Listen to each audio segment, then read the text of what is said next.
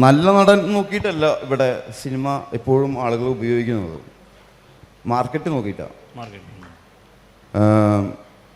നല്ലതിൻ്റെ criteria ഇല്ല actually, നല്ലത് ചീത്ത ഇല്ല ആക്ച്വലി. ഇപ്പോൾ ആൺ പെൺ ക്രൈറ്റീരിയയും ഇല്ല. കാരണം ഈ വേദനയുടെ തുല്യതയെ കുറിച്ച് സംസാരിക്കുന്ന സമയത്ത് ചില താരങ്ങൾ പറഞ്ഞിട്ടുണ്ട് സ്ത്രീകൾക്ക് വേദന കുറവാണ്. ഇപ്പോഴും ഞാൻ ചില സ്ത്രീ അല്ലെങ്കിൽ ആക്ട്രസുകൾ വാങ്ങുന്ന ശമ്പളം പോലും ഞാൻ വാങ്ങുന്നില്ല. സംവിധായകൻ കമലിൻ്റെ അയൽവാസിയാണെന്ന് തോന്നുന്നു അല്ലേ? ആ, അങ്ങനെ കമലിനൊപ്പം എങ്ങനെയാണ് സിനിമയിലേക്ക് വരാൻ തോന്നിയത്? ഇങ്ങനെ ഒരു സിനിമയാണ് നമ്മൾ കണ്ടിട്ടുള്ളൂ. ഞാൻ 83 ജനിച്ച ഒരു പയ്യനാണ്. 83 ഇന്ത്യ വേൾഡ് കപ്പ് ജയിച്ചു. ഇംഗ്ലീഷിൽ പറഞ്ഞാലേ മനസ്സിലാവും. 83 എന്ന് പറഞ്ഞു കഴിഞ്ഞാൽ എനിക്ക് വേൾഡ് കപ്പ് കിട്ടിയ സമയം അല്ലേ? അതെ, ഇന്ത്യ വേൾഡ് കപ്പ് ആ വർഷമാണ് ജയിക്കുന്നത്. 83 ജനിച്ചു. അപ്പോൾ ആ കാലഘട്ടത്തിൽ ഇപ്പോൾ ഒരു സാധാരണക്കാരൻ, അന്ന് ഏത് കാരണക്കാരനും ആകെ കൂടി ഒരു വിനോദം എന്ന് പറയുന്നത് സിനിമയാണ്, സിനിമാ കൊട്ടകൾ. അന്ന് ചാനലുകളൊക്കെ ഒരു ചാനലല്ലേ നമ്മൾ കാണുന്നുള്ളൂ, ദൂരദർശൻ. അത് തന്നെ ഞാൻ കണ്ടത് പിന്നെ ഞാൻ 3ാം ക്ലാസ്സിലൊക്കെ പഠിക്കുമ്പോഴാണ്. ടി വി ഇല്ല, റേഡിയോ കാണണ്ട, കേട്ടാൽ മതി. അപ്പോൾ അന്ന് നമ്മൾ കാണുന്ന ഏറ്റവും വലിയ അത്ഭുതം ലോകത്തെ സിനിമയാണ്.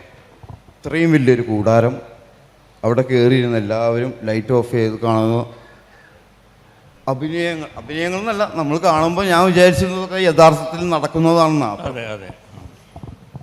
ഇൻ്റർവെൽ സമയത്ത് പലപ്പോഴും ഞാൻ ഓടി പോകാറുണ്ട് ഈ ആക്ടേഴ്സിനെ കാണാൻ. ലാലേട്ടനെ കാണാനാണ് മെയിനായിട്ട് പോവുക. കാരണം അന്ന് ലാലേട്ടനും മമ്മൂക്കൊക്കെ ഉണ്ടായി വരുന്ന സമയമാണ്. അപ്പോൾ അവരുടെ പടങ്ങളാണ് കൂടുതൽ പോവുക. അപ്പോൾ മുന്നിൽ കണ്ടിട്ടുള്ള ആ നടക്കുന്ന സംഭവങ്ങൾ, എല്ലാവരും കൈയടിക്കുന്ന സംഭവങ്ങൾ, എല്ലാവരെയും രസിപ്പിക്കുന്ന സംഭവങ്ങൾ, അതാവാനുള്ള ഒരു ആഗ്രഹം. അതായത് സാഗർ ഇലിയാസ് ജാക്കി 20ാം നൂറ്റാണ്ട് കാണുമ്പോൾ സാഗർ ഇലിയാസ് ജാക്കി കള്ളക്കടത്തുകാരനാവാൻ ആഗ്രഹിക്കുന്നില്ല, അതുപോലെ ചെയ്യാൻ. പക്ഷേ ചില കുട്ടികൾക്ക് ചിലപ്പോൾ സംശയം ഉണ്ടായിരിക്കാം, സാഗർ ഇലിയാസ് ജാക്കി ആവുന്നതാണല്ലോ നല്ലത്, കയ്യടി അവർക്കാണ് കിട്ടുന്നത് കൂടുതൽ അല്ലേ? സാഗർ ഇലിയാസ് ജാക്കിനെ പോലീസിന് ഇടിക്കുമ്പോൾ ആർക്കാ കയ്യടി? ജാക്കിക്ക്.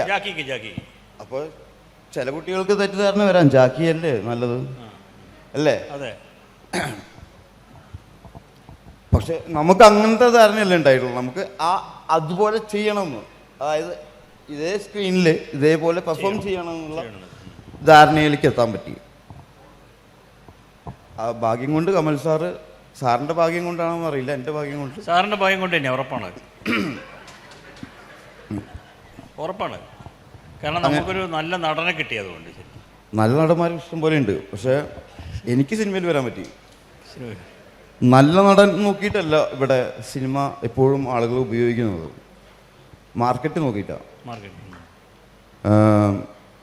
നല്ലതിൻ്റെ ക്രൈറ്റീരിയ ഇല്ല ആക്ച്വലി, നല്ലത് ചീത്ത ഇല്ല ആക്ച്വലി. ഇപ്പോൾ ആൺ പെൺ ക്രൈറ്റീരിയയും ഇല്ല. കാരണം ഈ വേദനയുടെ തുല്യതയെ കുറിച്ച് സംസാരിക്കുന്ന സമയത്ത് ചില താരങ്ങൾ പറഞ്ഞിട്ടുണ്ട് സ്ത്രീകൾക്ക് വേദന കുറവാണ്. ഇപ്പോഴും ഞാൻ ചില സ്ത്രീ അല്ലെങ്കിൽ ആക്ട്രസുകൾ വാങ്ങുന്ന ശമ്പളം പോലും ഞാൻ വാങ്ങുന്നില്ല. അവരേക്കാൾ വളരെ പ്രായം കൂടിയ, അവരുടെ അപ്പൻ്റെ പ്രായമുള്ള ആളുകൾ അവിടെ പാത്രം കഴുകുന്നുണ്ട് ലൊക്കേഷനിൽ. അവർക്ക് 2000 രൂപ പോലും ആയിട്ടില്ല.